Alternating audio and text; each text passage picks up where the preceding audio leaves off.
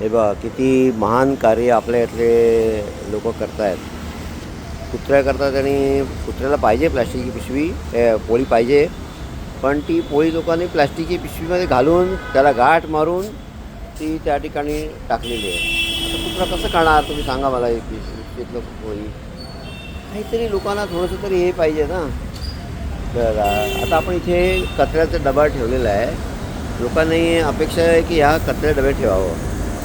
आपल्या इथे बघा की हा जो सगळा बाजू पूर्ण पाला झाडा पडलेला आहे, हे सगळं इथे झाडाचं MSCBच्या लोकांनी जे काम केलं आहे झाड त्यांनी केलं आहे.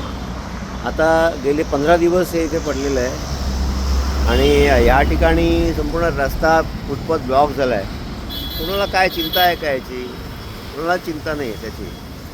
आणि त्या सगळ्यांनी पूर्णपणे नगरसेवकाला सांगितलं तरी काय उपयोग नाही, महापालिकेला करा की तरी काय उपयोग नाही. रोज हे कचरावाले बघतात पण ते काही करायला तयार नाही त्याविषयी. शेवटी हा कचरा काही जणांनी सांगितलं की आम्ही आता रस्त्यावर टाकून देऊ. रस्त्यावर टाकल्यानंतर तरी त्याचा काहीतरी परिणाम होईल.